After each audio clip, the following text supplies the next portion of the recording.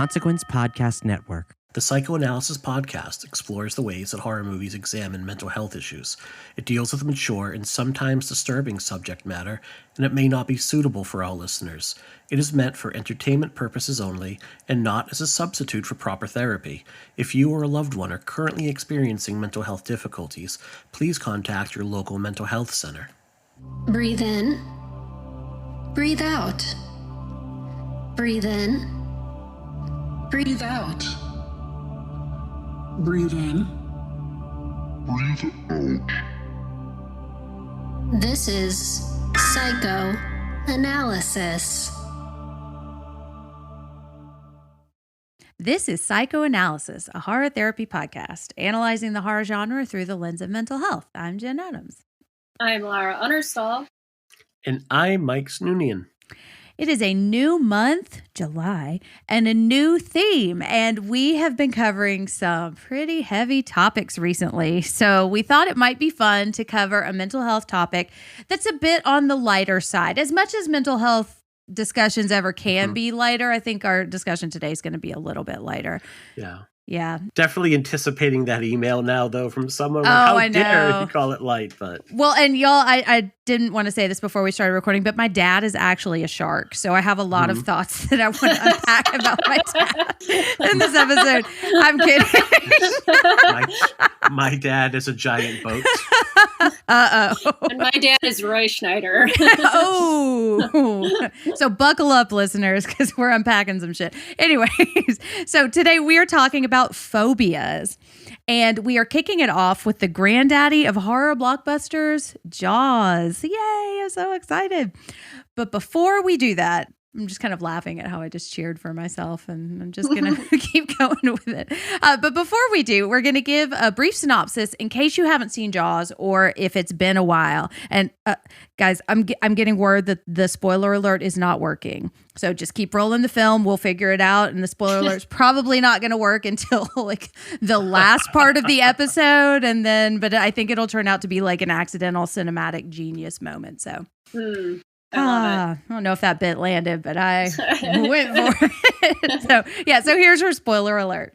Very good. And to the listeners out there in Radioland, I apologize. I'm having some technical difficulties, so I am going to sound like this. Does it sound like you're underwater being attacked by a shark? Yes, I'm actually reporting today from under the ocean blue. I'm in an octopus under the sea. Ooh. Okay. I'd like to be. I think I said that subliminally because you were sipping from your revolver mug. Nice, yeah. All right. We open underwater. A menacing presence lurks in the ocean depths. Some teens are partying on the beach at dusk. One of them, Chrissy, goes skinny dipping with a drunken paramour. Swimming out boldly while her dud of a date passes out in the sand, she's pulled underwater by an unseen force.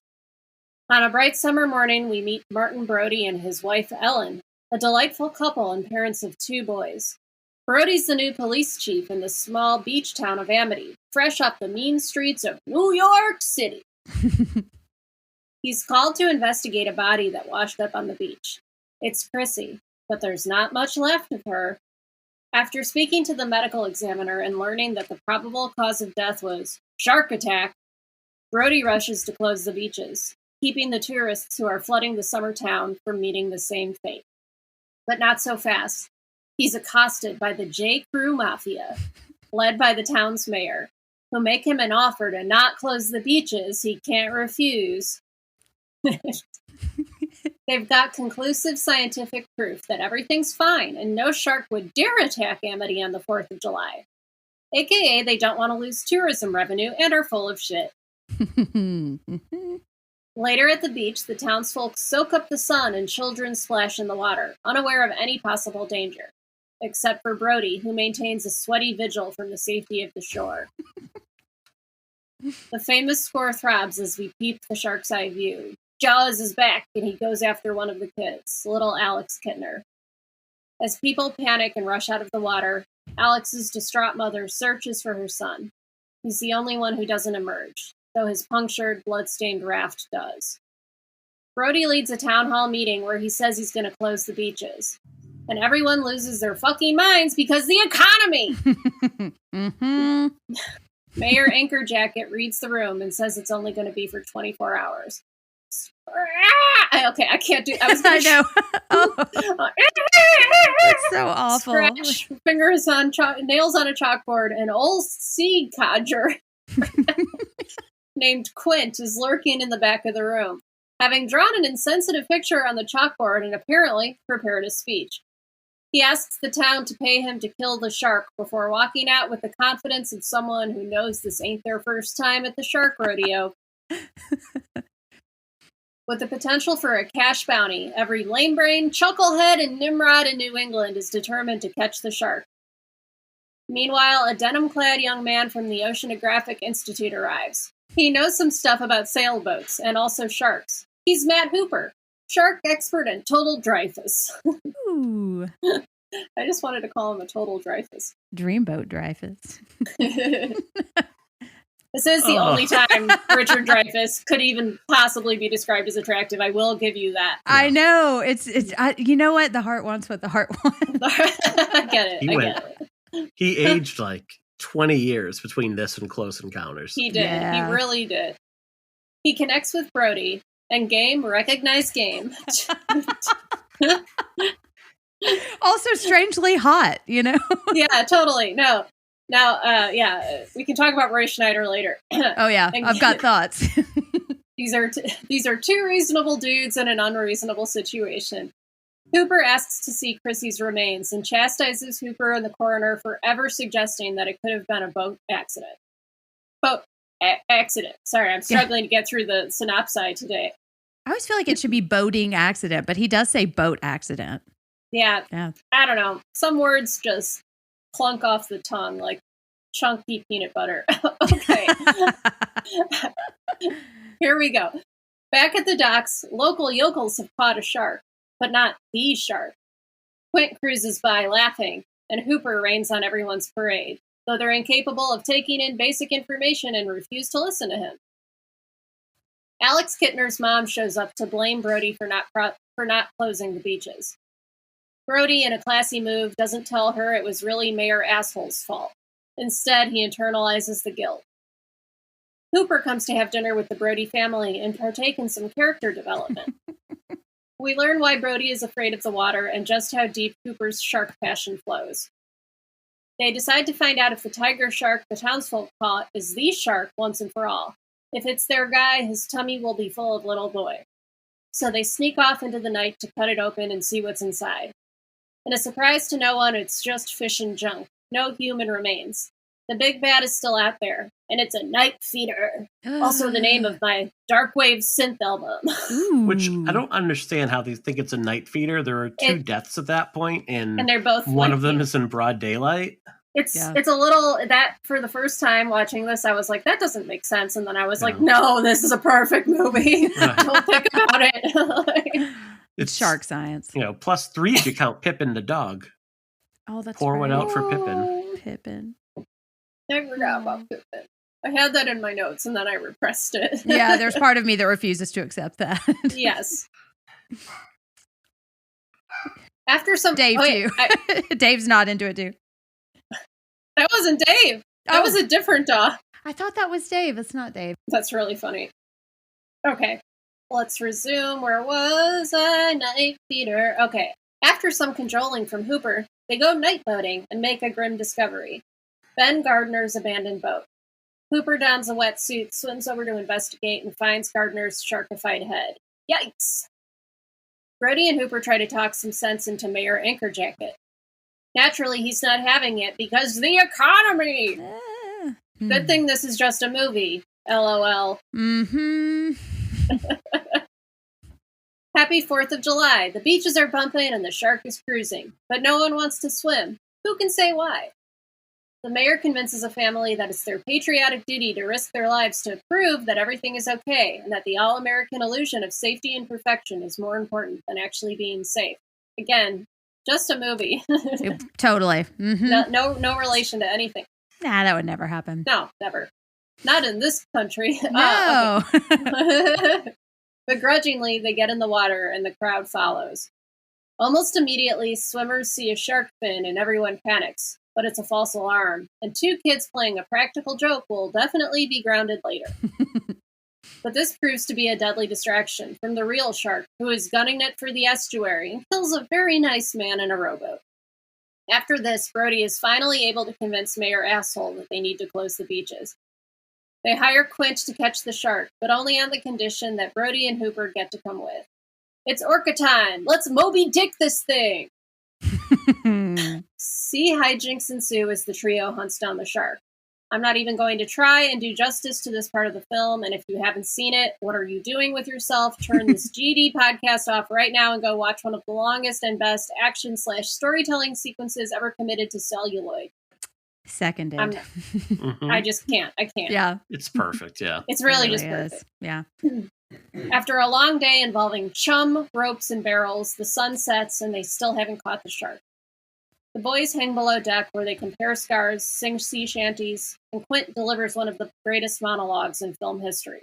I will now murmur several of the lines in my best Quint impression. Ooh. Black eyes like a doll's eyes, 1,100 men went in the water, 316 came out, oh, those eyes roll over white, oh, here, farewell to the fair Spanish lady. Okay, I'll stop.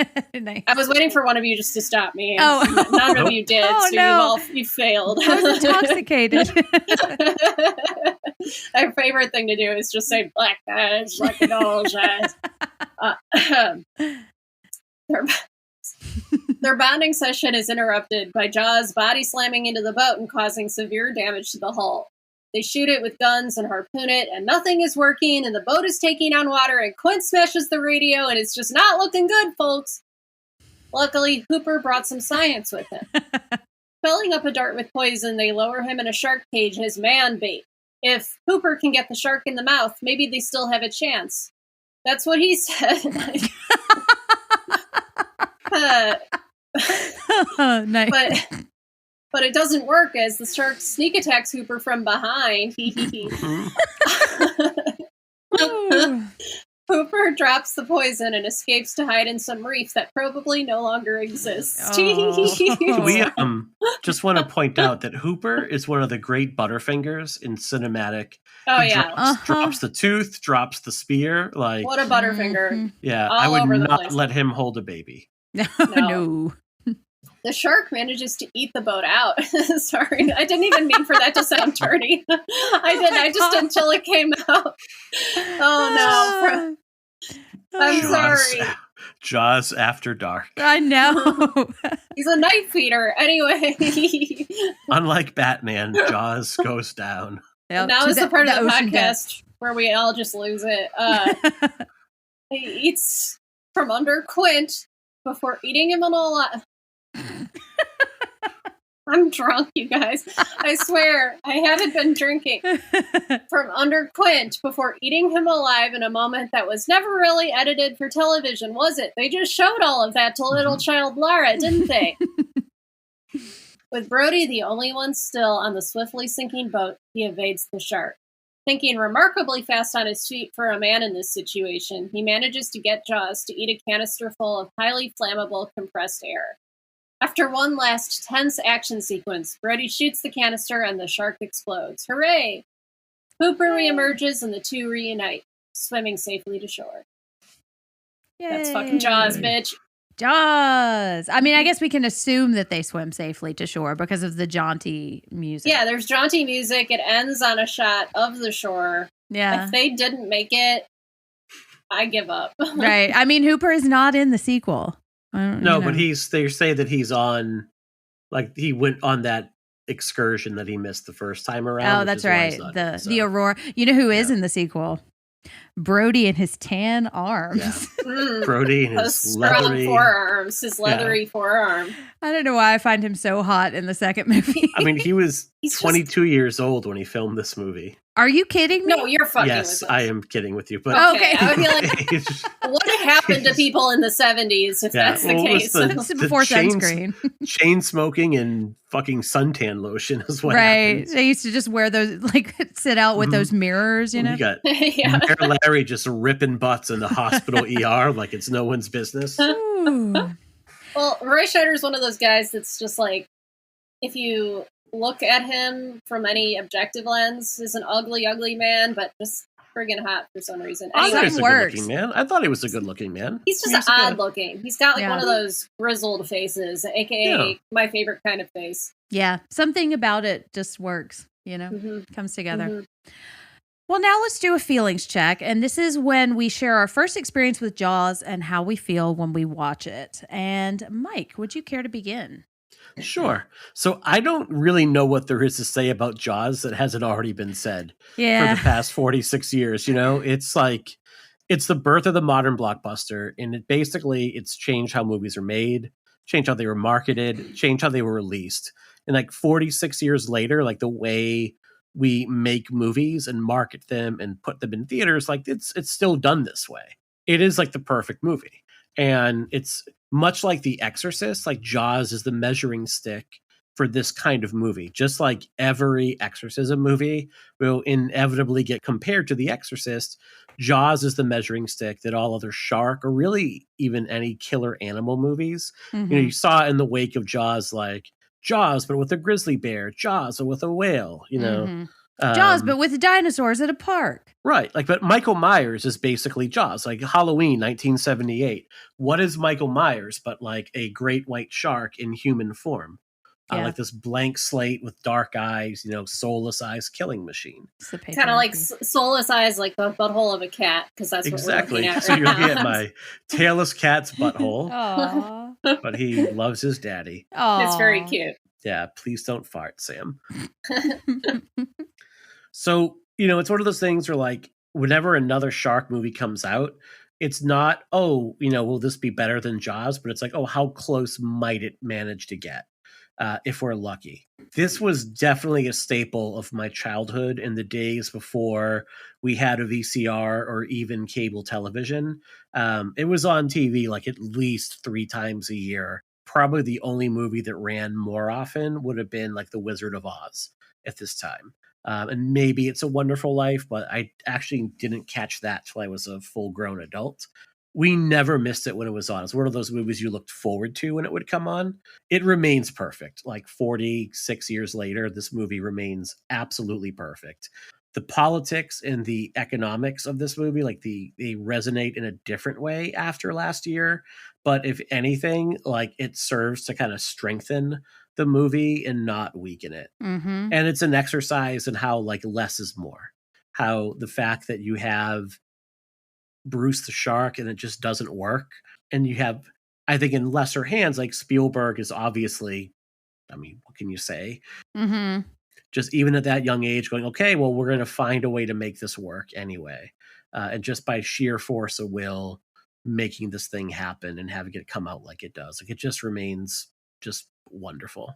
Yeah. Laura, what about you? Yeah, this movie fucking slaps. Like, it just totally whips ass and slaps butt. Just fucking, it's just, this movie rules. Mm-hmm. I mean, it's just so viscerally enjoyable while also being perfectly crafted piece of cinema from top to bottom. With the exception of night feeding, you can't find a flaw on this thing. Every time I watch it, and I've watched it countless times, I am as enraptured by it as I was the first time. You know, and like, how many movies can you say that about? Like, it is just so.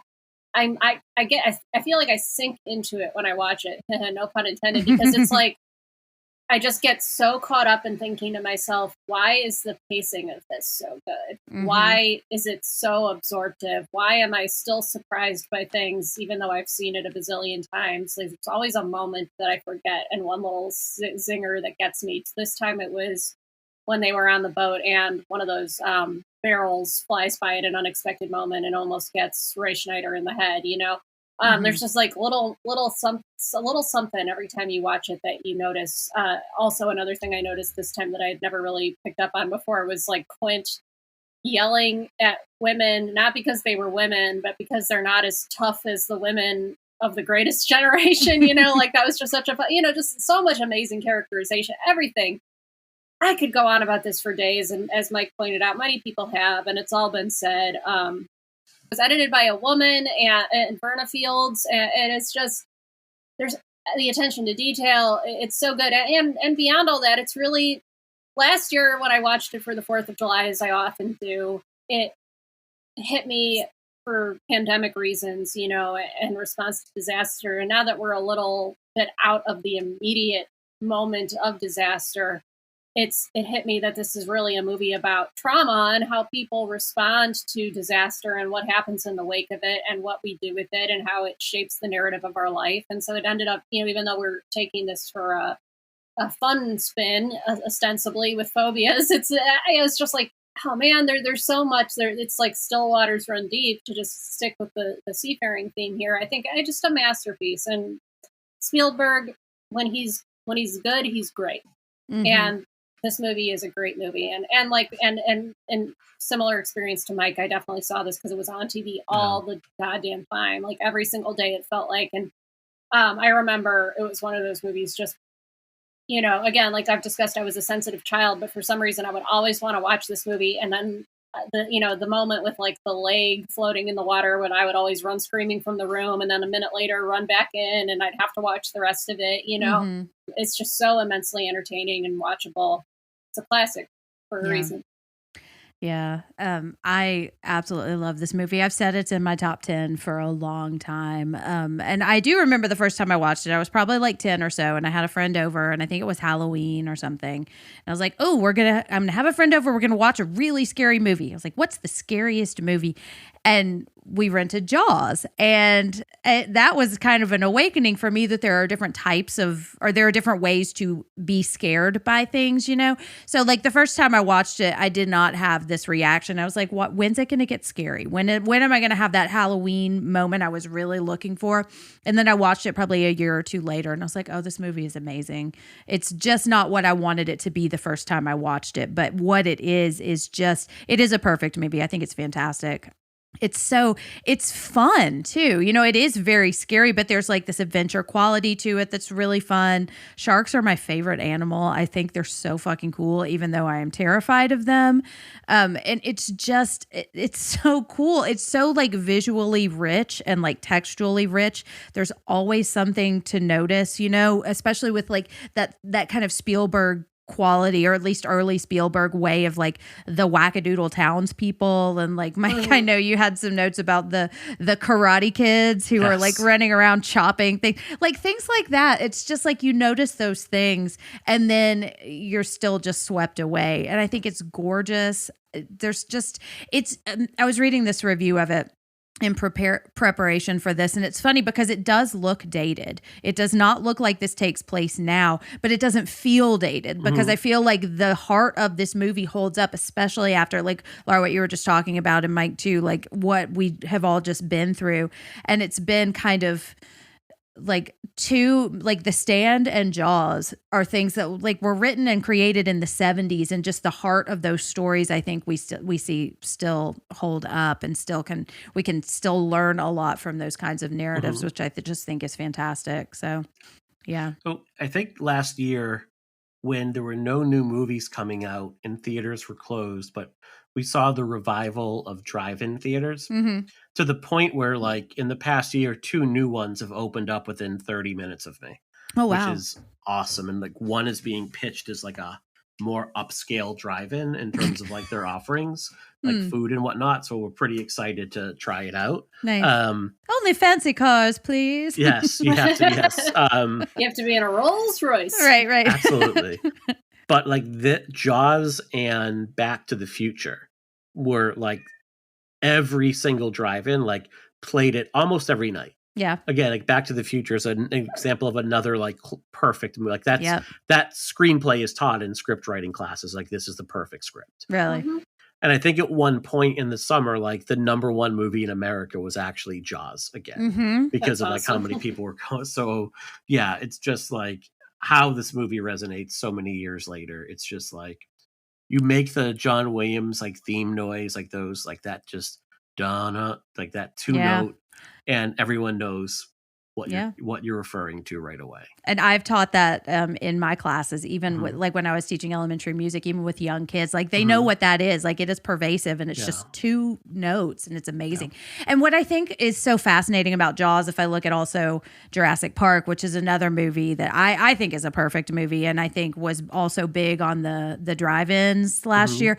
It's like these movies that are horror but don't feel like horror. So like I feel like they have this wider reach that I can say, no, you do like a horror movie because this falls under the umbrella, not to be that person, but no, it is. It's true. It's like horror movies do still have a stigma. Right. Like when you enter into normie circles and you say you're into horror, people like kind of look at you suspiciously a little bit. Yeah. And it's like Jaws is absolutely a horror movie. Jurassic Park, absolutely a horror movie. Yeah, but they don't feel like it. And I feel like my kids could probably watch Jaws and probably be okay. It shows what a giant umbrella that horror is and how much can actually fall under it. Like, no one would ever mistake, say, Seven with a romantic comedy. Like, right. And it's like, oh, what are you in the talking box? About? What's in the box? That's not hey. It's a ring. But it's like with horror, there are so many things like, fantasy and action and adventure can still kind of all fall under that umbrella. Which I love. Anyways, well, so we've mentioned that millions of people have said millions of words about this movie, and, but I think we're taking a slightly different approach to it, one that I really haven't heard much. We're going to be talking about phobias today. And so, Mike, let's talk about our mental health issue. All right. So, far be it for me to jinx this month, but it does feel lighter than the past couple topics we've covered. Knock on wood. Yeah, knock on wood at this point. Like, it maybe in 2 weeks I'll be a sobbing mess about something. I'll tell you about how I'm terrified of bees. But in some ways, we're really circling back to the origins of our show as we talk about phobias, because they're classified under the anxiety spectrum of disorders in the DSM-5. So this month, here's what we're going to do. We're going to briefly cover what the difference between a phobia and, like, say, garden variety fear is. We'll talk about the subcategories that exist in phobias, and we'll talk a little bit more about the specific ones we see in Jaws when we talk about Chief Brody. Next time we'll talk about ways to treat phobias, and there's going to be an emphasis on exposure therapy, which this movie is a fantastic example of exposure therapy. I mean, very it really extreme exposure doesn't get therapy. much better than this. So one note, because I do think people will ask, like it will come up either in emails or online. For the purposes of staying track, we're going to not touch on agoraphobia and social anxiety disorder, which is basically social phobia. Both of those have their own listings in the DSM-5. So agoraphobia will be probably at some point. I think we've already mentioned a couple movies off air that would like really fall under that. That's like the fear of like wide open spaces. So, yeah. So this falls under a specific phobia in the DSM. And what that is defined as is an irrational and intense fear of like a concrete object or a situation, like it's something very specific. The distress that is caused by this fear is overwhelming to the point that it impedes a person's like social, emotional, educational, or occupational functioning. So the key criteria is the level of fear and anxiety caused by the situation or the object is really out of proportion and much more highly elevated than the situation actually calls for. The phobic reaction is pretty much immediate upon exposure to it. Like the minute that you're exposed to this phobia, or even if you know you're going to be, your panic response goes like, it's like Spinal Tap. It goes to 11 and it goes to it right away. So it's different from, say, standard anxiety in both the intensity and the duration in the physical and physiological reactions. So we've talked about anxiety before. Like anxiety in and of itself is not always a bad thing. Like anxiety can give you that either A, jolt of adrenaline, or B, kind of cue you that like, oh, this thing coming up is like really important and I need to concentrate and focus my energy on it. So for example, you might experience a moment of anxiety prior to having to give a speech, or if you have to take, say, like a big test, if you want to get into university or grad school, before you take the field before a ball game, or before you make a presentation to like a client where you're trying to seal a large deal. And, with some practice of coping strategies, most people can navigate these situations and they can start to manage to get their anxiety under control. With a phobia, like the reaction is so intense and so overwhelming that the person usually they have to remove themselves from the situation before they can even start the process of calming down. And even then it can take like a very long time in order for a person to do it. One of the things about these phobias is a person will go out of their way to avoid exposure to that phobia. So they will just make sure that they are not going to give themselves nearly any opportunity for them to be at risk for having to experience what they're afraid of, if it's at all possible. The symptoms have to last for longer than 6 months for the diagnosis to be given. And I know this has come up before, like, doesn't mean that a person doesn't have the phobia until like day 183. Like, nope. Basically, that duration is there in order to give like professionals the opportunity to see if it's something that's going to pass or if it's going to lessen in intensity over time, or if they need to explore something else. Like maybe it's panic disorder, maybe it's an acute form of obsessive compulsion disorder, or maybe there is another incapacitating illness at play, like agoraphobia, and maybe that's the true root cause of it. And they want to determine that in order to make sure they get like the proper treatment and the best possible treatment.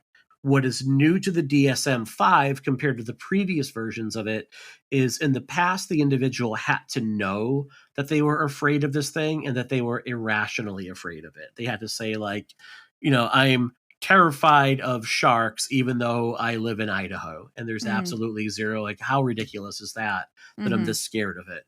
In the DSM-5, the individual never has to, they don't have to recognize that their fears are out of proportion to the reality of the situation in order to receive that diagnosis. So, what are the 5 types or categories of specific phobias? There is the natural or environmental phobia, which is like fear of different kinds of weather, for example, like thunder and lightning or rainstorms or snowstorms. There's like fear of like natural elements like fire or water, which is aquaphobia, which is what we're going to probably talk about when we talk about Brody. Mm-hmm. There are injury-related phobias where they're related to like physical harm, like the fear of needles, which is trypanophobia, or fear of the dentist, which is just called being a rational human being, or dentophobia, if you want to be specific. Why are you such an anti-dentite, Mike? An anti-dentite, excellent. So, I love Seinfeld. There is like the category of fear of animals, like fear of specific animals or insects. Situational phobias that are triggered by specific situations, like fear of tight spaces or claustrophobia, fear of traveling on a boat or riding in a car.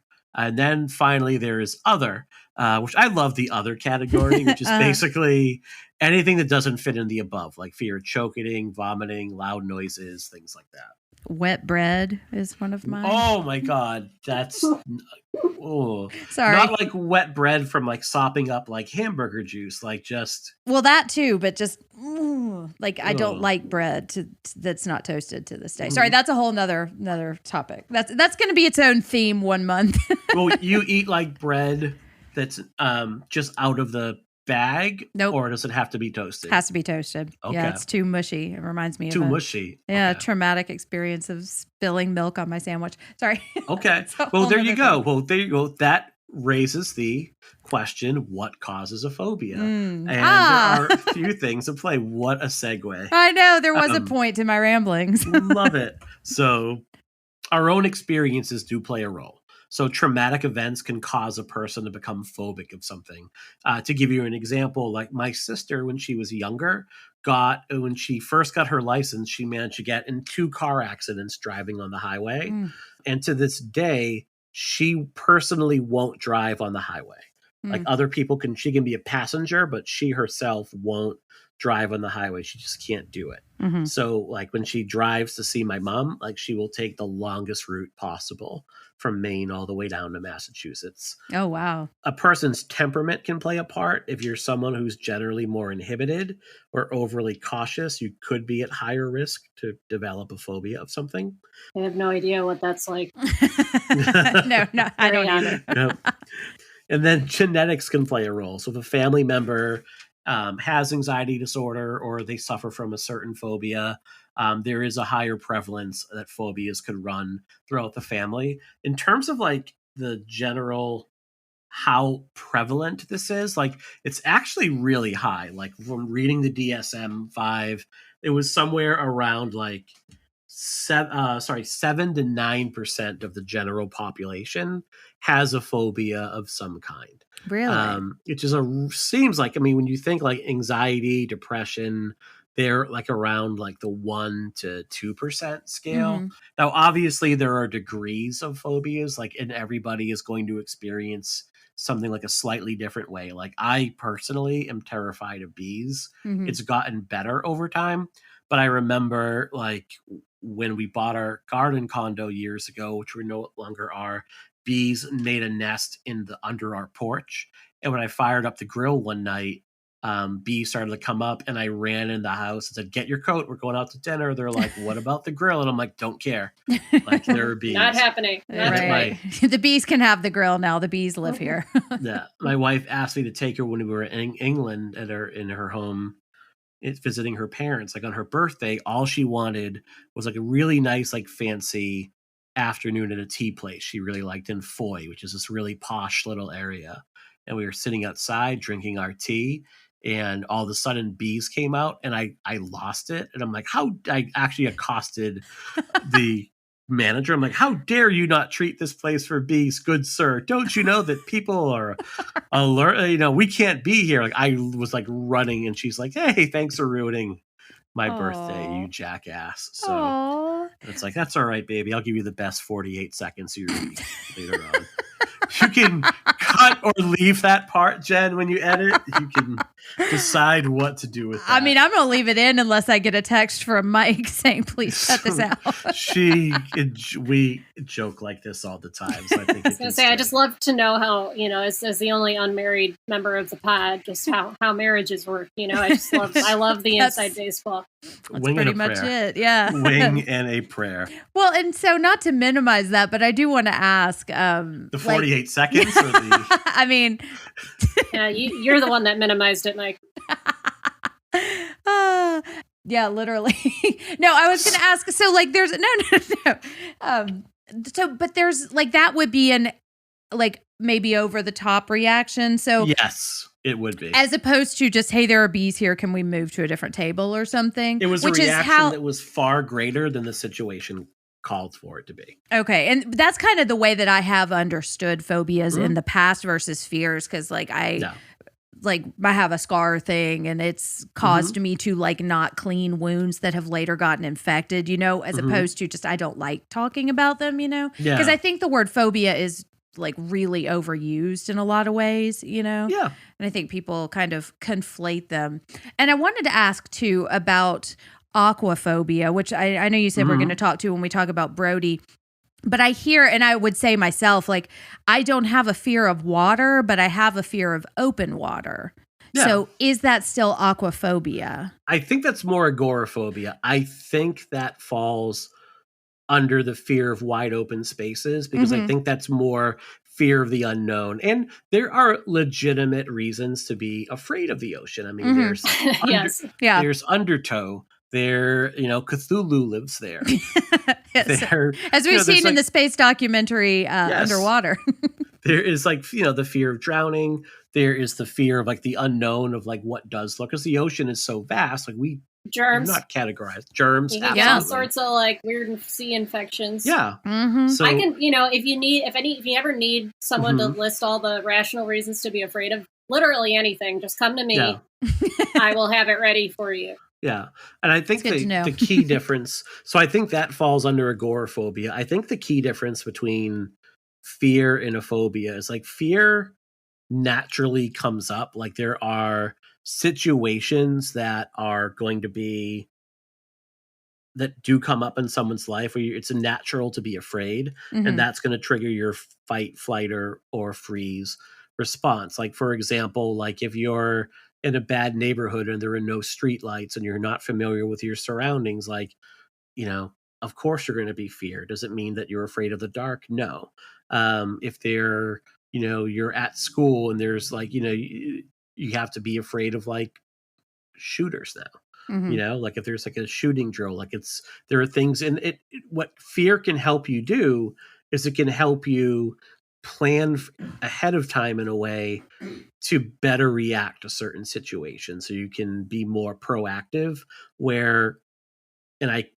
maybe I'm overstating this, but with a phobia, there's such avoidance of it that if you're exposed, you're almost incapacitated until you're removed or the stimulus is removed. Where with fear, there's almost like it's a good thing to have. Like it's okay to be afraid of a hot stove because if you touch it, you will be burned. Therefore, you're smart and you check your burners before you go, or you put your hot pots in a certain way when they're boiling with water so you don't accidentally knock them over.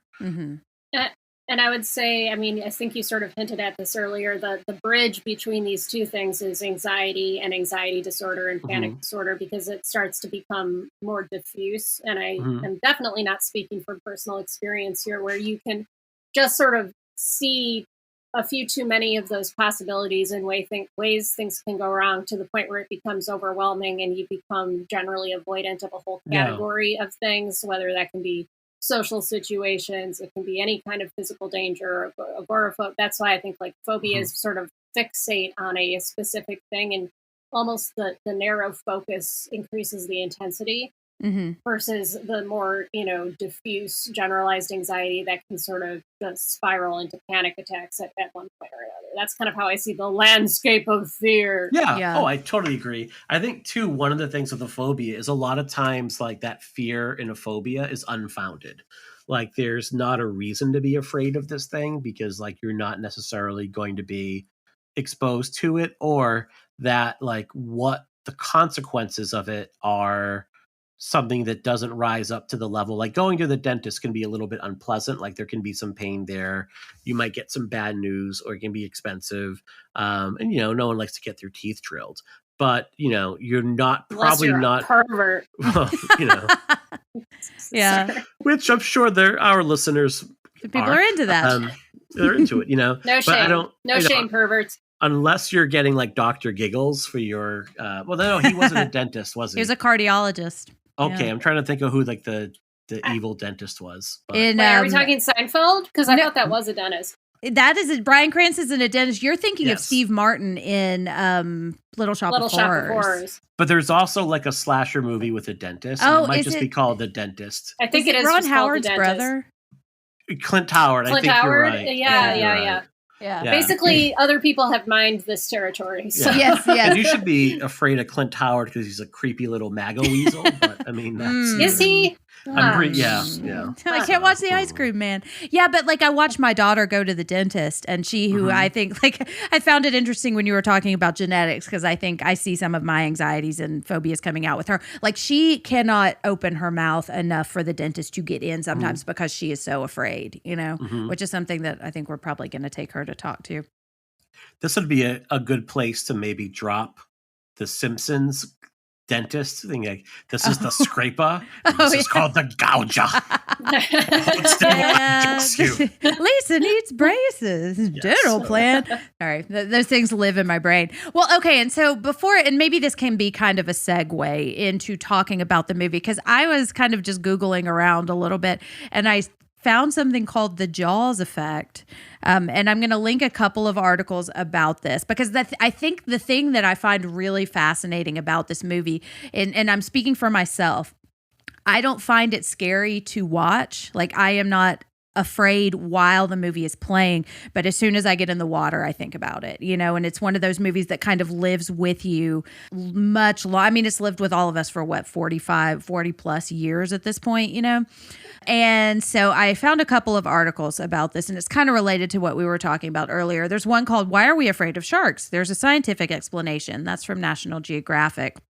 And the article says, fear is something that we've inherited from our early ancestors. Chapman says, sharks are an animal. Biological things like animals are something that we're very prone to fear. We hear the word shark and we can't help but immediately fill in the blank after it with attack.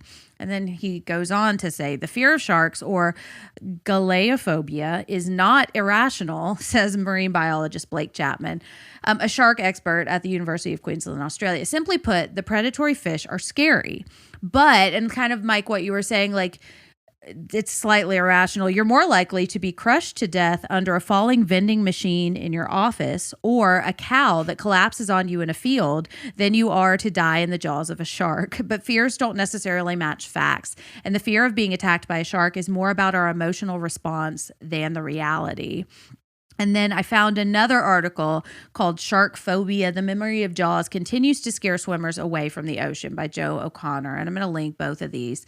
But he found this woman who studies what she calls the Jaws effect, because apparently after this movie came out, like, people who claimed to be afraid of swimming in the ocean like skyrocketed. And she's talking about the way this kind of affects our brains. And I don't know if this would technically fall under a phobia category for most people, but she says, and the really interesting thing is that what's going inside our brain. Intense fear memories are stored in the amygdala in our old reptilian brain.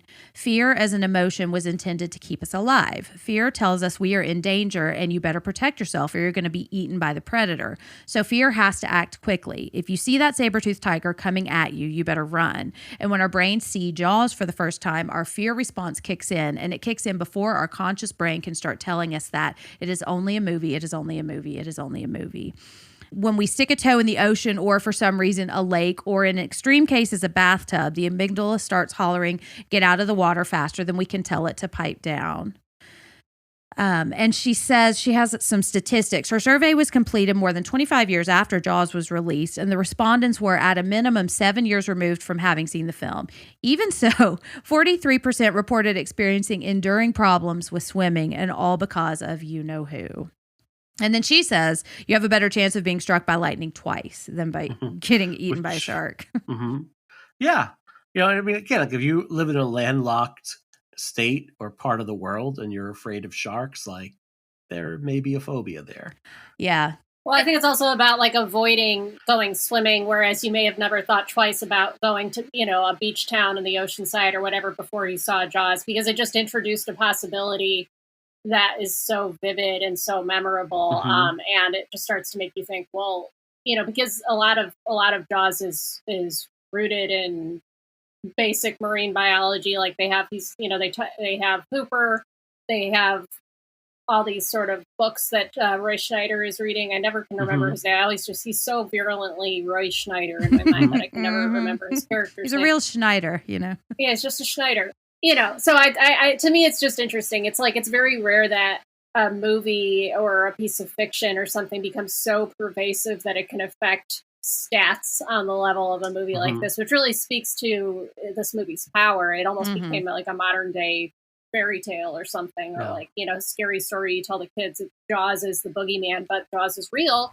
Yeah. Therefore, it kind of blurs the lines, you know, a little bit, and sort of introduces a phobia. Whereas in this show, we often talk about horror's power to help you cope with anxiety. This movie accidentally introduced an anxiety, but I think that the fear was there. The potential for that fear is in all of us. This movie just focused it on a very specific scenario, and it was just so abnormally popular that it sort of became its own phenomenon.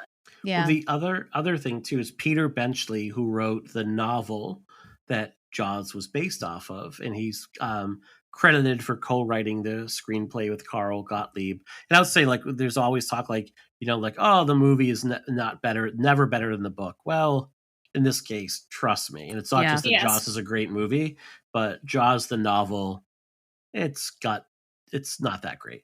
I like it because it reminds me of the movie. Like, I enjoy reading it because it's like reading the movie, you know? But yeah, I agree with you. But Benchley later in life would go on to say that in some ways he regrets writing the book because he had a misunderstanding of sharks when he wrote it. And if he knew what sort of, like, fear people would learn to develop, which in some cases has kind of led people to unfairly kind of like hunt great white sharks, and treat them like they are actively seeking out like human flesh to eat. He's like, maybe it wasn't the best thing in the world that I wrote this book. So. Yeah, it's unfortunate because like I think that you should be able to make art about anything you want, and I think that this movie is great, and it's in my top 5 probably of my favorite films. If I always find it hard to pick a top ranking. Yeah, but it's one of the most perfect movies ever made, and it just sucks that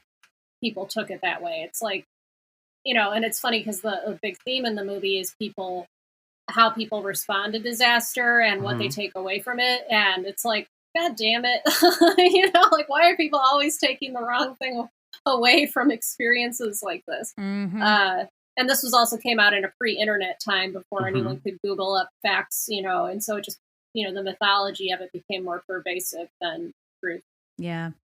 Yeah, and what I think is interesting when we're talking about how afraid audiences are of this, that I think we find, like in the movie, the townspeople aren't afraid of getting eaten by the shark. Like I guess they are afraid because they don't actually want to go in the water, but they are more afraid of the economy crashing, which I'm not saying that's not a real fear, but that's the thing. Like, you would think that they would be more afraid than we are because they're the ones that might actually get eaten, Well, it's just in the way the story unfolds, it's so unlikely for something like this to ever happen, and they've become so accustomed to. I mean, they're so accustomed to the ocean; it's their everyday life, and they rely so much on tourism to sustain them for the remainder of the year that, like, the mere thought of it is so dangerous. The threat of economic devastation is so acute that it's easier to deny the reality of the situation, even as it's unfolding in front of them, because they just don't want to deal with it. But at some point, they do realize, and after the final attack that we see on the townspeople in the estuary where Schneider's little boy is, they do close the beaches and they do have to deal with it. Yeah. What we saw unfold in reality is people continuing to deny because, in the case of COVID, it didn't have big black eyes like a doll's eyes and thousands of pointy razor sharp teeth. You can't see it. So people were able to keep denying and keep denying and keep denying. But that's a bigger conversation for perhaps another day. No. Well, I definitely, I guess we're maybe talking about the movie a little bit. Yeah, this happening. We swam right into it. We dove in. Which is fine. Splashed. Sorry. Water words. It definitely, and there were like a lot of memes like last year, like kind of hitting the hammer on the head. Like, Mayor Larry is like, obviously you're stand-in for Donald Trump, the politician who was like, everything is okay and nothing is going to stand in the way of our economic prosperity. I found him a little more sympathetic this time around watching it. I just started to reflect back. I used to travel throughout all of New England for work, working with small business owners that did audio video systems. Like, if you didn't want to buy something from a Best Buy, you would call one of my clients because you would get like a personal level of service, whether it be a small retail shop or like 2 guys that work out of a van. But you knew you had someone to call at like 10 p.m. on a Saturday if like your system wasn't working. So they would come to us because we would give them purchasing power. And I would have to go to Nantucket, and I'd always hear like, you can't come in the summer, we're way too busy. Like, that's when we're doing all of our work. But during the winter you would go and everybody just hunkers down. Like, if we're by and large, the island is hibernating.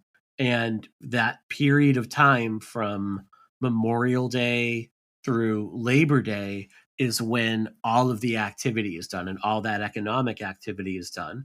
So when the mayor's like, maybe we can save, when he's muttering to himself, like he's in a near catatonic state and he's just kind of muttering, maybe we can save August. Like, that's a real fear. And I don't mean to downplay it, like, hey, we could lose our homes, we could lose our retirement, we could lose our businesses. The problem is, like, it is an all or nothing enterprise. It's like, okay, we may have to, for a short period of time, allow people on the beaches, but not in the water. Like when you look on the 4th of July, the beaches are packed. Everybody still goes there, which means they're going to the hot dog stands. They're going to the arcade. They're going to buy toys for the beach. So but the problem is there's such like, no, we cannot deal with the situation until it comes to the point of no return. And that makes things worse for everybody else. But even when at the end, when the mayor was like, right when he signs it, he's like, he makes a point to say, my kid was on the beach too. And I think that he's really wrestling with all of his bad decisions up to that point. And he realizes how many people he put in danger, including his own family. But it also says everything you need to know about how people react to the aftermath of these things, where he's still the fucking mayor in Jaws 2. Right. And he gets to be mayor through the end of that movie. And it's spoiler alert, Chief Brody is removed from his position as sheriff midway through Jaws 2. So, it kind of tells you everything you need to know at that point. Yeah, and I find Jaws 2, which I love Jaws 2, and I think that tends to be, I find that to be a lot more of a study about trauma, which I think is really interesting. Like he's kind of a de facto final girl in some ways, But what I think is interesting too is like we see the beaches are packed on the 4th of July, but they're not going in the water. Like he has to convince that family to like tiptoe into the water. And I mean, they look like they're marching to their deaths, know? They're afraid to. He brings his wife and he brings the grandkids with him. Yeah. Which I thought was a nice touch. Like if I go down, you little shits are going with me. I know I'm swimming faster than you. Yeah. Yeah. And the thing that I think is always, when I watch this and I really kind of look at it rationally, I think, there's no force field in the water. There, like, it's funny. It's like you are going into the water. That's where sharks live. This is not the only shark in the water. And so I think it's interesting where this movie ends, because we don't see the reaction to the town when we get back. I mean, I guess you could argue we do see it in Jaws 2, but like I wonder how like ready to get back in the water they are after that, just knowing there could be another shark that's that big, And as we find out from Jordan Peele's fantastic analysis, like it's Jaws' brother and it's Jaws' uncle and it's Jaws' sister and it's like the whole Jaws family that keeps coming back for more, So it's like just killing this one shark does not take away the threat, Yeah. I think what drove it home for me this time around about why the town was so fearful of shutting things down is like it hit me when the ferry pulled in and you see how many people are pouring off that one ferry. You're like, oh, yeah, this really is their livelihood. And I think, what there could be a better discussion or a greater discussion of is what is the role of government in protecting people in hardship? Which is exactly. The real shark is capitalism. Yes. Yeah. So, this idea I'm reading, like surviving on $2 a day in America. And and there are persons there that are so poor, but they still won't look for any assistance they're entitled to because they're like, I believe in working hard. It's like, well, that's awesome, but there's nothing there for you, no matter how long you've looked for, I mean, there's the whole idea of that it's somehow a moral failing to be poor has so poisoned the mindset of this country that we've lost our humanity along with it. Yeah. Hi, it's Jen with some real talk for a minute. I was very nervous to start the psychoanalysis podcast. I was really excited about the content, but there are so many technical details, and it seemed like something I would never be able to figure out on my own. I was really doubting myself, and my imposter syndrome kicked in big time. Luckily, Anchor was there to help. Anchor is the easiest way to make a podcast. First of all, it's free, and it can help you start making money right away, which is awesome. It also has all the tools you'll need to record and edit your podcast right from your phone and computer. Anchor distributes your podcast for you so your listeners can find you on Spotify, Apple, or anywhere else they want to listen. But the best thing about Anchor is it lets me check so many things off my worry list so I can just focus on the content for each show. It really is everything you need to make a podcast in one place. Download the free Anchor app or go to anchor.fm to get started. As Julie James from I Know What You Did Last Summer would say, what are are you waiting for? Huh? What are you waiting for? Well, So aquaphobia. aquaphobia. Yeah. Shall we talk about Brody? Because Mike, I see, and I'm Yeah. trying not to read your notes because I don't want to be spoiled, but do we believe that Brody actually has aquaphobia? So it's kind of borderline, like watching it again, like we'll say yes, because it's just for the sake of the podcast, we picked it for a topic. Yeah. But, like Ellen relates the story of like Martin, like he'll go so far as when he has to take the ferry to and from the mainland, he will sit in his car the whole time. He won't actually go out onto the boat. Bad Hat Harry goes to him at one point and he's like, well, you know all about you. And Bad Hat Harry, I didn't say this during the thing. Bad Hat Harry is basically like he is your prototypical old New Englander.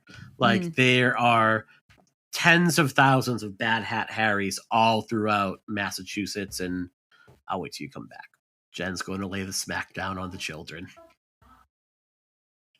I Yes. hear her being a mom. Yep. Love it. Jen's mom voice. I heard the voice, it goes up an octave and then it's Yeah. like, that's a mom voice. Oh, I have a dad voice. It goes down I'm a sure. voice. Yeah. Yeah, I'm sure. We were just commenting on your mom voice. Oh, sorry. Did you hear it?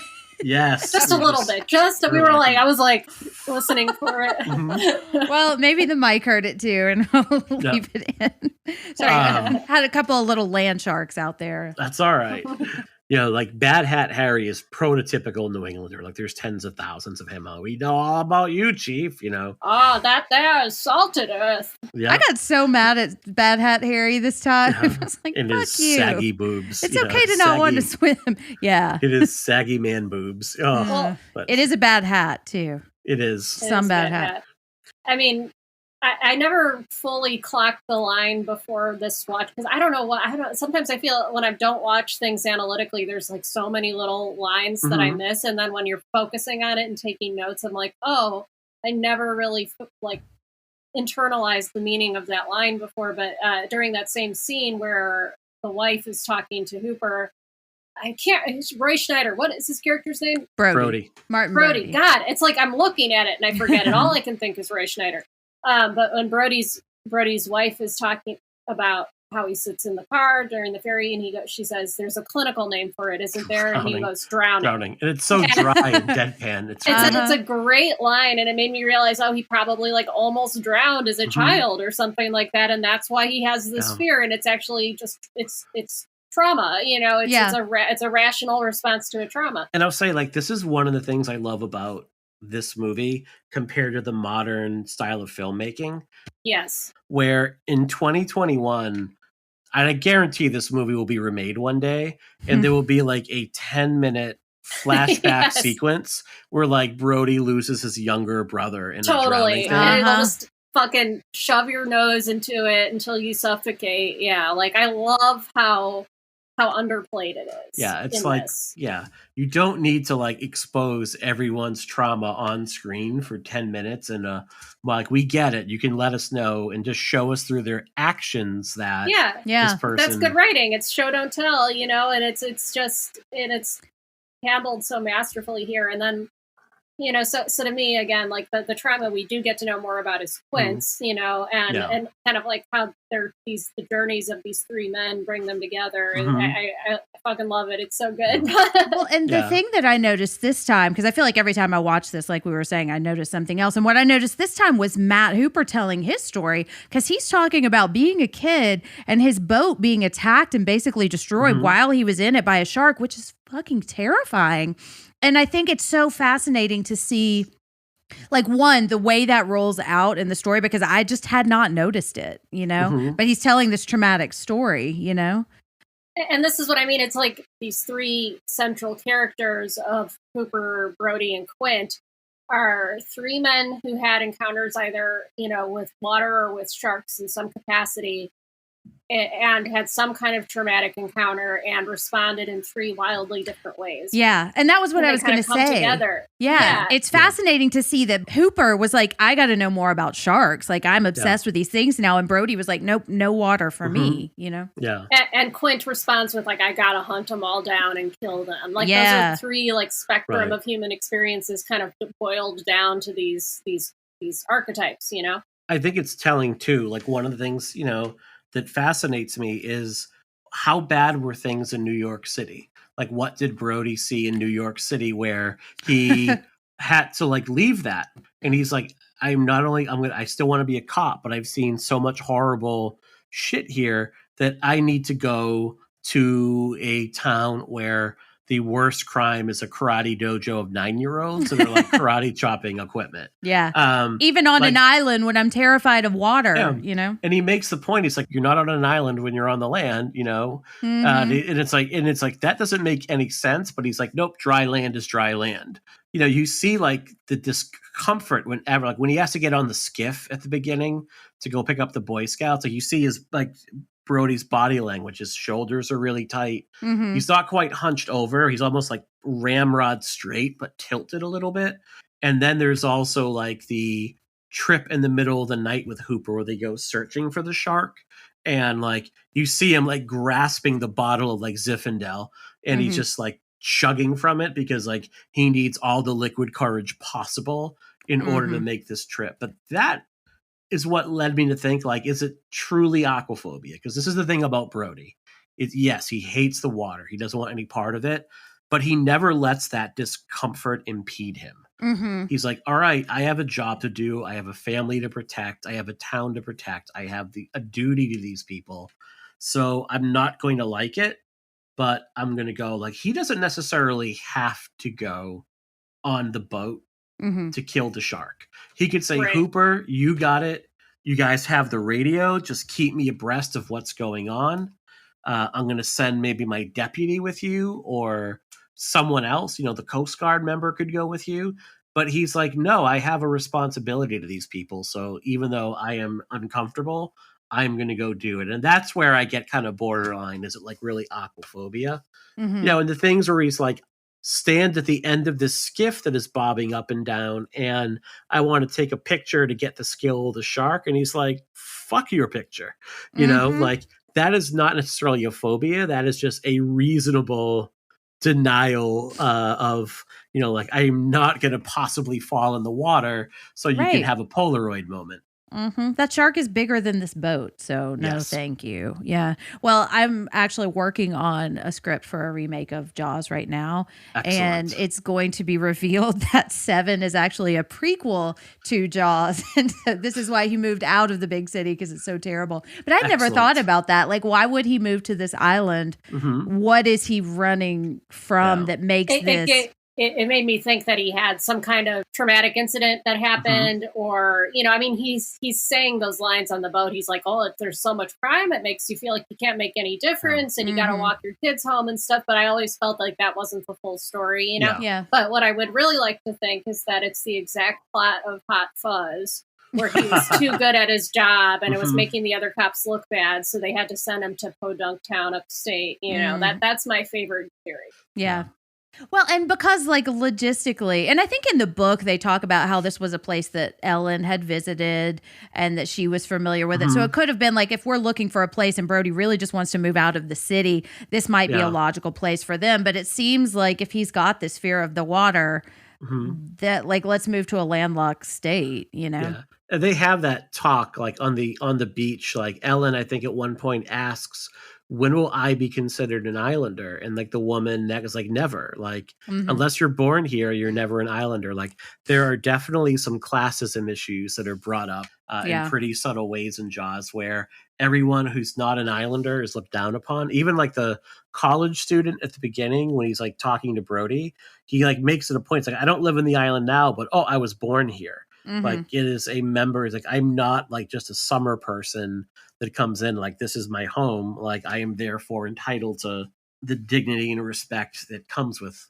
being from Nantucket, which is gorgeous. By the way. It is, yeah.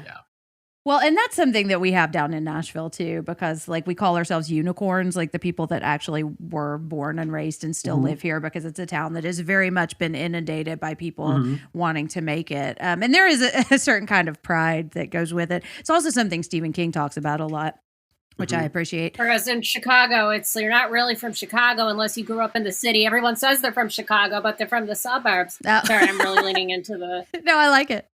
I forget who it was that ran against Susan Collins for Senate in 2020 already, but like a big part, she pulled ahead of Collins throughout the campaign. And I think how Collins really forged a comeback was questioning whether that woman was really a Mainer, because I believe she was originally from Rhode Island, even though she had lived in Maine for like over 20 years and had served in the state, as a state congresswoman and also state rep and also a state senator, and had been there for 20 plus years. It was like, oh, but she wasn't born here. And to a lot of Mainers, like that resonated. Yeah. It's like when Leslie Knope finds out she was actually born in Eagleton. Spoilers. Exactly. Yeah. Exactly. Well, shall we move on? I would like to talk, and I see in your notes, Mike, about Brody and Hooper, because this is one of the big updates or improvements on the book that I find. I love that they're never really at odds, you know? Yeah. It's nice that Hooper doesn't have an affair with Brody's wife. That's also nice. Yeah. Was that in the novel? That's Yeah. so stupid. God damn it. I'm very glad they didn't bring that into the film. Yeah, because you don't need it, you know. Yeah. I think even Brody finds out and lets Hooper die. It might be hinted at in the novel. It's implied. Yeah. Yeah. And that's a lot. There's a lot more of like status story that goes there, because he's like from this old wealthy family, and they talk about like the alligator on the shirt, like implying that you spent $20 more on it, you know, which is, it's also interesting for me to read books written in the 70s when they talk about how much clothing costs, you know, and how like it's $20. Like $5 whole on a pair of tie cufflinks. Yeah. I actually went and looked when they had the line about like, well, $3,000 buys a lot of roast. I actually looked like, what did like a roast go for in 1975?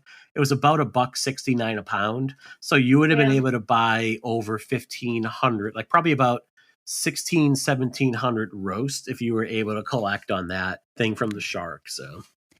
And this is the kind of information you come to this podcast. Exactly. Yeah. Inflation. Yeah. I love that moment too. And it kind of speaks to the genius of the way this is presented, because the dock moving forward is what indicates that the shark is coming. And I just think it's fucking genius in this really light comedic moment too, because those two are idiots, and that's a terrible plan.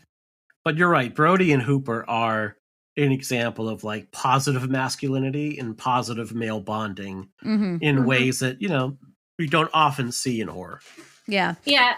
This whole movie is very like dudely and has like big dad energy, you know? And not in a bad way, you know what I mean? Like, I feel like it doesn't bother me because it is not how masculinity is typically represented. And you have these three different characters that represent three very different like approaches to masculinity. They're just three very different personalities, but they almost like harmonize in an unexpected way. And just the rapport between the three of them is so entertaining and delightful to watch. And these three amazing actors, you know, so it just ends up being, you know, it's a very positive movie in that way. There's the toxic masculine, and also like Brody has a really genuinely loving relationship with his wife, and his wife is like cool as hell. And like, you know, there's just, even though obviously there's not a lot of like really fleshed out female characters in this story, you know, no one is objectified. Nothing is presented as a cliche. Everything feels really fully realized, even though there may not be a lot of those characters that happen on screen, you know? Yeah. Nothing feels flat. Yeah, they all feel like human beings, you know, like this is how I would react. And that's why I think we can like see ourselves in so many of these characters, and why this movie has continued to endure the way it has. And like, there are lots of movies that I find fascinating because I see them as kind of like a study in masculinity, even though that might not necessarily be the intention. Like, I'm writing a thing about Shutter Island right now, which we have a whole episode on, so I'm not going to like dig into that. But I find that to be a study in masculinity in a lot of ways. Like, what does that actually mean? And I think here we see like that there is a spectrum of what being a man can be, but it's just like, this is just what it is. This is not because we're trying to present these as different types of men, even though there is an element of Quint like boat shaming them, you know? Right. Well, not only you see three examples of masculinity, you see how the different pairs interact with one another. Like the relationship between Hooper and Brody is different between Hooper and Quint. The relationship between Quint and Hooper is different than the relationship between Quint and Brody. Like what you see, like number one, there's like a kind of when you watch Hooper and Brody interact with one another, there's almost a mutual respect between the two of them. Mm-hmm. Like, Brody immediately trusts Hooper's expertise and is like trying to convince Mayor Larry, like, look, we brought this person on for a reason. He really knows his stuff. There's a reason to believe him. He's here to help us. And he keeps going back and pulling Hooper back in, like, I know, like, this guy's a buffoon, but we got to get him on our side. Like, he, you know, and then at the same token, like, Hooper gets what Brody is up against. He understands that, like, Brody is fighting an uphill battle with the mayor, with the city council, with the small business owners and townspeople. He understands, like, you know, it's easy to go in and say, you need to do this, this, and this. What are you, all idiots? And to a certain extent he does, but he's also like, I get what you're up against. I'm not going to like try to make things more difficult for you. Sometimes it's just as simple as they look at each other and laugh and in these moments of stress. And it's such a delightful little thing. And like that, it's, you know, everything you just said about their relationship is revealed in those moments. And I love it. And they meet each other in contrast to all of these like local idiots who are just basically diving into the water to go try to kill this shark, you know?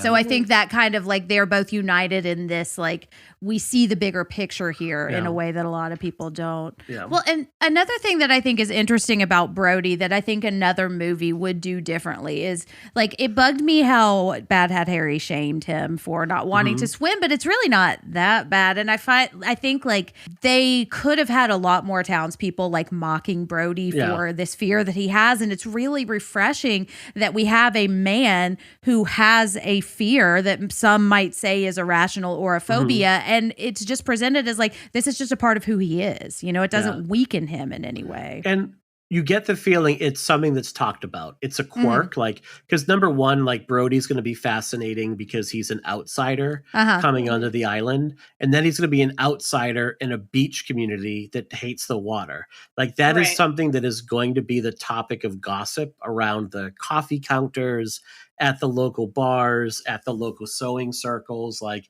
it's something that would be discussed. So even though it's only one person that says it, you know that there are like 100 others, and they're probably in some ways like look at him, judge him unfavorably because of it. Because, and it's, well, I don't even know if I had a fully formed thought there. I guess I just realized that these three central characters are all also outsiders to this insular community, you know, and so I mean, you have Clint, who's kind of he's embedded in the like fisher boating community, but he's a veteran and definitely like not chummy as it were with the others.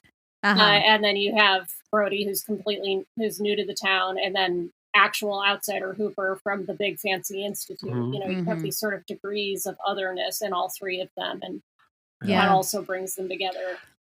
And I have these two kind of competing thoughts, or maybe adjacent thoughts, because I agree that they are probably quietly judging him, but I don't think that were he like a triathlon or like an Olympic swimmer sheriff, I don't think they would have any more or less trust in him. Like I think their reaction to what he's trying to do would be the same because it's not based on him. And I also think that because he doesn't have, like, this is what I was thinking when I was watching it last night, because he wouldn't want to get in the water anyways, it's almost easier for him to close the beaches because it's not a personal loss for him, you know? Yeah.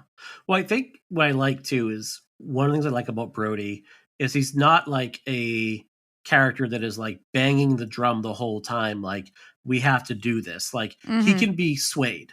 So when he's really cornered by the mayor and like the four councilmen, like, and they have like, it's almost like the Nantucket mafioso, you know, basically coming like, we're going to make you an offer you can't refuse about keeping the beaches open. It's like that anchor jacket is the red scrunchie in Heathers, you know? He's willing to say like, okay, like you want to keep the beaches open. He looks at the coroner like, you'll stand by this. That's fine.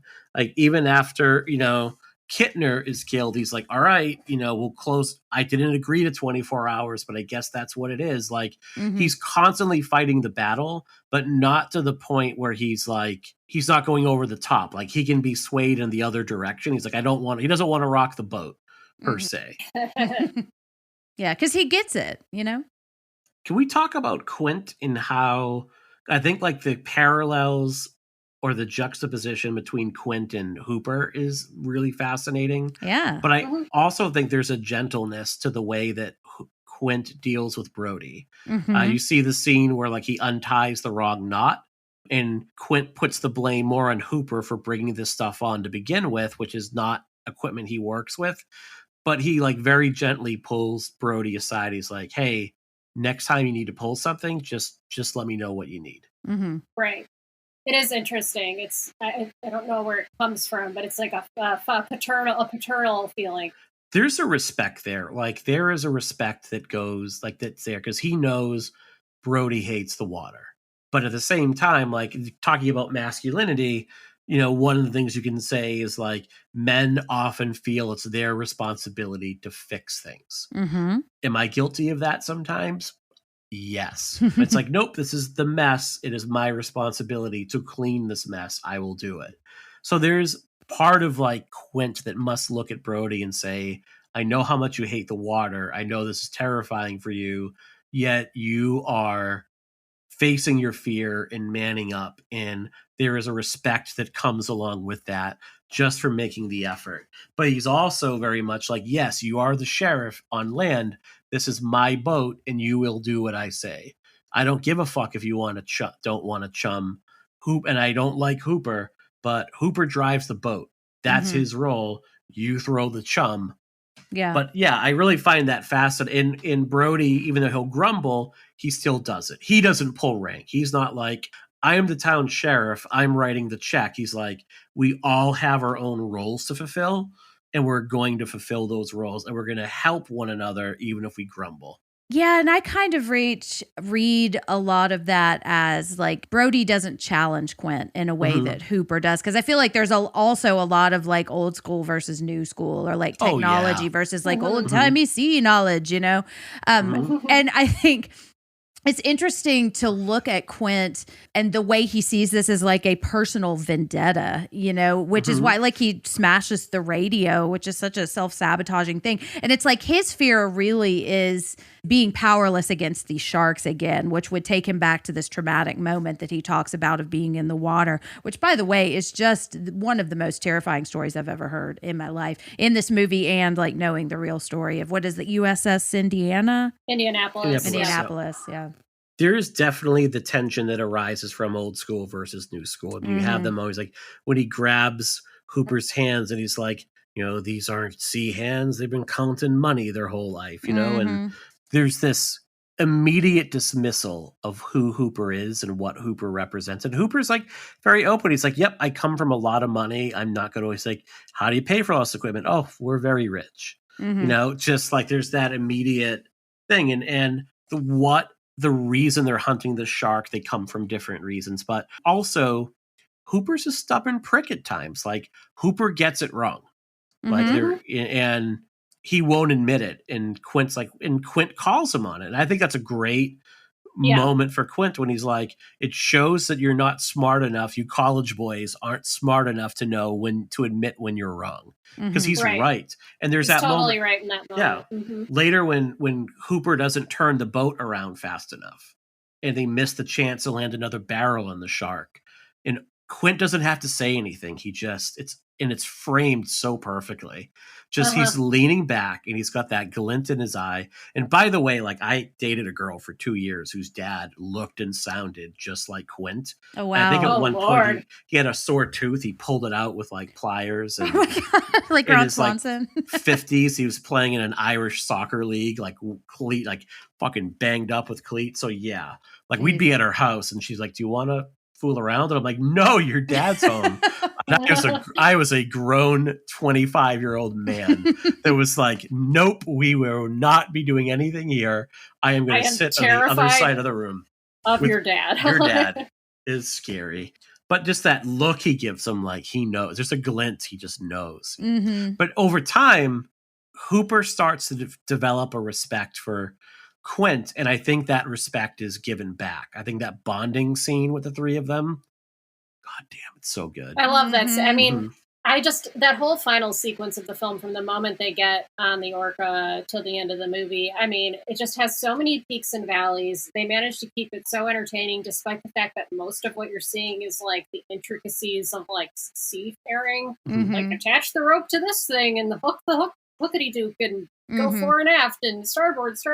You know, but because it's all bolstered by everything is happening to display either some kind of progress they're making with the shark or something about their relationships, and that's what keeps the action from feeling stagnant at any point. And then they give you those little peaks and valleys so that, you know, you can have the great moment with, like, you want to come up here and chum this shit, and the shark appears, and then, you know, and then we get the bonding, the lull of the bonding, and then that ominously builds to that final sequence. It's just a fucking masterclass in pacing, and I'm just obsessed with it. And it's like, but the character building is built into it, and it's like, I think so many action movies and horror movies and get it wrong by divorcing these things from each other, and this is just watching this seamless blend of all the elements that make for great storytelling. Yeah. I'm just nerding out over here, guys. I was going to ask Jen, you mentioned the moment when Quint smashes the radio. And I was wondering, like, what are your takes on why Quint does that? I take it. It feels like a Moby Dick moment to me. Like this It is. now, and I will claim I have not read that book. But like it's like this is my monster to combat, and it's going to rob me of this catharsis, this ability to overcome my fear. If we go home and then like the Coast Guard comes out, or if somebody else gets this shark, and I guess that is kind of rooted in that trauma that he felt. Is like this is his chance to overcome it. Kind of the way probably what led Matt Hooper to want to study sharks. It's like you have these moments, and some people react by running the other way, and some people react by trying to know more about it so that they can conquer it. And neither one of them is right or wrong. I'm not making a judgment, but yeah, I get that. That's the feeling I get from that moment. And it also kind of reminds me of The Shining, which I think is a totally different thing. But you get that visual language of Quint in his cabin on land where there are hundreds of shark jaws. And you know immediately how he's reacted to that trauma is to like seek it and kill it. Yeah. And how many, or is there ever going to be enough? Like this one probably is not going to, sate his need, although this would probably be the largest one he's ever caught. And what I think is funny when I look at Hooper and Quint and what I think is part of the genius of this movie is that neither of their methods work. Brody is the one that actually defeats the monster. And it's not really because of any like moral superiority or any lesson the movie is trying to make. It's just that's what happens. That's the way it shakes out. Well, yeah, and it couldn't have happened without some element that each of them brought to the table, because Hooper brought the air canisters, Quint got them out on the water, and Brody's the one who fires the final shot with his big, because of his cop skills, I guess. I don't know. I don't want to give him any credit for being a cop here, but it's the harmony of these three men facing their fears together, and I think it's that's the positive way to look at it, and I think that Quint could arguably be having the most maladaptive response to it, but he also suffered clearly the greatest amount of trauma. So it's it's like I love when a movie that feels so simple and like summer blockbustery can be like unpacked to be this really beautiful display of how people react to trauma. It's just, I love it. It makes me geek out. And as much as I love when I can feel like a movie is really trying to tell me that or trying to show me that, like a movie like The Babadook, I also love it when it's like, this is just what human beings do. And this is how human beings would react. Different types of human beings and different people would react in different ways. And this is what we can take from it. Because that's what life is. We are all different people. And as we've seen over the last year, we've all reacted in different ways to varying degrees of success. And Mike, you mentioned something in our mental health topic section about this being like an example of exposure therapy. And I don't want to like step on our next episode, but I was kind of curious about what you think about that. Well, I love it. I love that, like, basically, I mean, in exposure therapy, it will save it mostly for a couple of weeks from now, but you would slowly build up to it. Like, you might do a lot of visualization, then you would do like some hand holding with someone, like a counselor to walk you through it before you take bigger and bigger steps. Here, you kind of jump in. Like, just the fact that he gets on the skiff to get the Boy Scouts is a form of exposure therapy. Sitting by the beach and looking on the water is exposure therapy. They live right on the dock. And he doesn't tell his children, like, don't play in the water at the beginning. He says, don't play in the swing set. It's rusty. So he's okay with others. He's not saying don't, he doesn't want them in the boat once like he knows there's a shark. Mm-hmm. So yeah, it's basically like what greater form of exposure therapy can there be, but you're in the boat in the middle of the ocean getting hunted by a man-eating shark, and then after you win, you have to float and swim home. And the movie ends on like just a perfect capper of a line where he's like, I used to really hate the water, and Hooper's like, oh, I can't imagine why. Like it's just perfect, It wraps it all up so perfectly. And I think the used to is the key there. I think by he doesn't say, man, I hate the water. He says like, I used to hate the water. And he faced his fears, his conquered his demons, and it's almost like he, if you think psychoanalytically or subconsciously about why he maybe was drawn to living on an island, is so maybe there's some part of his subconscious that wanted to face his fear and to overcome it. And I kind of really like that as a journey for him. And he just didn't know what he had bargained for when he chose to come there. Yeah. Now let's contrast that with Quint's response. Because up to the point of being asked about the tattoo he's removed, Quint is probably having the most rational experience on the boat. He's actually pretty calm and collected throughout. Mm-hmm. He's giving orders, but the orders, like, he's doing it in a way where he's not barking them out. Like, he's very measured. Because this is what he does. Like, he drinks and he hunts sharks. So he knows what he's doing. And he has a way that he expects sharks to behave. And as long as they behave that way, he's good. Mm-hmm. As soon as like the tattoo is brought up and he relates that story, that's when things start to go, like having to relive that trauma, having to think about 1,100 men entering, but only 300 and change coming out. Like Shark 316 says, I just ate your crew. But he basically, from the moment he has to relive that experience, the next thing he does is he smashes the radio. Like that's when he like beats the hell out of her with a bat. That's when he drives the skiff back at an unsafe speed that basically leaves them stranded in the middle of the ocean with no way to communicate. And when Hooper and Brody are like, what are you doing? Slow down. Or they just ask him questions, he ignores them. Mm-hmm. And there's this look, like you basically watch Quint go mad because A, he's had to relive his trauma, but B, this fucking shark is not acting like any other shark he's ever met. Mm-hmm. He's like, it has 2 barrels in it. It can't go down. It can't stay down. It has 3 barrels in it. There's no way for it to get. I shot the shark 6 times. Yes, he's like Dr. Loomis before there was Dr. Loomis. But there's 3 barrels. And he's like, this shark is not behaving like a shark should behave. Mm-hmm. I don't know what to do anymore. And he even goes so far to say, hey, Hooper, what do you think you can do with this thing? Like, he's like, I am no longer the expert. I need to turn control over to someone else. And for Quint to do that, a guy who's commanded, it's huge. Mm-hmm. And to do it to the college boy and to allow the college boy to use these new methods, like he knows like he's losing it. Mm-hmm. Mm-hmm. Yeah, and I think that's Quint. a moment. See, and he's the one that I'm not super drawn to, but now that I think we're kind of unpacking, he's just got a little more sea codger than I'm really into. Yeah. But I do kind of relate more to him as like a representation of trauma, which I mean, I think Brody kind of takes on some of those traits in the sequel. We see him acting a little more erratically than we do in this movie. Yeah, I mean, Quint is just such a great, iconic character. I think I've never really unpacked my thoughts on him before now, and and so it was all more operating subconsciously for me. But I mean, it's just great. It's great storytelling. It's great character development, and one of my favorite performances ever. I mean, he's just a joy to watch, and his death always gets me. I mean, I feel like that watching him get like chomped on by the shark when I was a kid was always like one of those moments where I wanted to look away, but I actually never could. And it just like would haunt my dreams, and I remember not fully understanding even his character or the significance of that moment. But it is very like Moby Dick, like being destroyed by your obsession, it's a lot.